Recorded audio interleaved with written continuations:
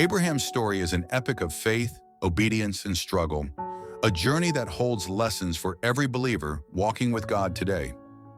Known as the friend of God and the father of faith, Abraham's life is a profound narrative that stretches from the ancient city of Ur to the promised land of Canaan, carrying with it the promises of God and the faith required to walk in them.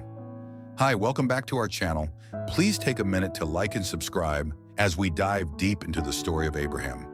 Abraham, originally Abram, lived in Ur, a bustling city steeped in idol worship. God called him with an unprecedented invitation. Leave your country, your people, and your father's household and go to the land I will show you. In a single sentence, God invited Abram to forsake everything he knew and trust solely in him. God promised Abram, I will make you into a great nation, and all peoples on earth will be blessed through you. Genesis 12, 1-3. Imagine the weight of this promise. Abram was 75, his wife Sarai was barren, and they had no children. Yet with unflinching faith, Abram obeyed. He took Sarai, his nephew Lot, and all their possessions and journeyed toward the unknown, walking away from security into a life that would be sustained solely by God's word. In today's world, Abram's step of faith mirrors our call to leave behind our old ways, to trust God's promises over our understanding, and to walk where he leads, even when the destination is unclear. As Abram journeyed through the land of Canaan, he built altars at each significant location where God revealed himself. These altars became monuments of his encounters with God, tangible reminders of God's promises and Abram's faith. The first altar was at Shechem, Genesis 12, 6-7. Abram's first altar was built when God appeared to him and said, "To your offspring I will give this land." In a foreign land surrounded by Canaanites, Abram worshiped the God who had promised him this very territory. This altar represented Abram's act of staking his claim in God's promise, even though the land was not yet his. The second altar was at Bethel, Genesis 12:8. Moving on from Shechem, Abram pitched his tent between Bethel and Ai. Here he built another altar and called upon the name of the Lord. This altar was an act of worship and dependence on God, showing that Abram wasn't journeying alone. God was his guide, his provider, and his sustainer. In our lives today, altars can be spiritual moments or milestones where we've encountered God deeply. Points we can return to in memory, especially during trials, to remember his faithfulness. Soon after arriving in Canaan, Abram faced a severe famine, Genesis 12:10. How could the land God promised him be plagued with scarcity? This challenge tested Abram's faith. Rather than waiting on God, Abram went to Egypt for help. This detour showed that even a man of faith can falter. In Egypt, Abram lied about Sarai, saying she was his sister, out of fear that the Egyptians would kill him for her. The episode was a reminder that human solutions often complicate our journey of faith. Despite Abram's missteps, God intervened, protected Sarai, and led them back to Canaan. This episode teaches us that even when we fall short, God remains faithful and redirects us back to his purpose. As their wealth grew, so did tension within the family. Abram's herdsmen and Lot's herdsmen began to argue over land and resources, and the strife became unbearable. So in a spirit of peace, Abram said to Lot, "Let's not quarrel. If you go to the left, I'll go to the right. If you go to the right, I'll go to the left." Lot chose the fertile plains near Sodom. After separating from Lot, God reaffirmed his promise to Abram. "Look around. All the land that you see I will give to you and your offspring forever."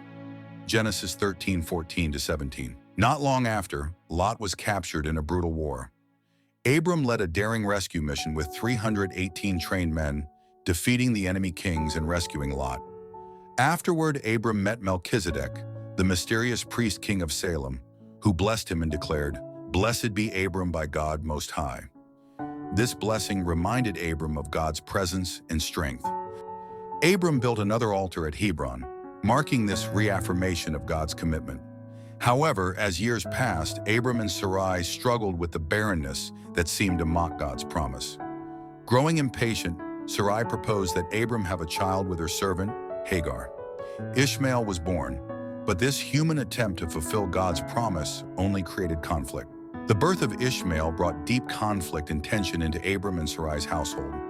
Although Sarai had initially encouraged Abram to father a child with her maid Hagar, the dynamics shifted drastically once Ishmael was born. Hagar, feeling elevated by becoming the mother of Abram's son, began to look down on Sarai, causing resentment and jealousy.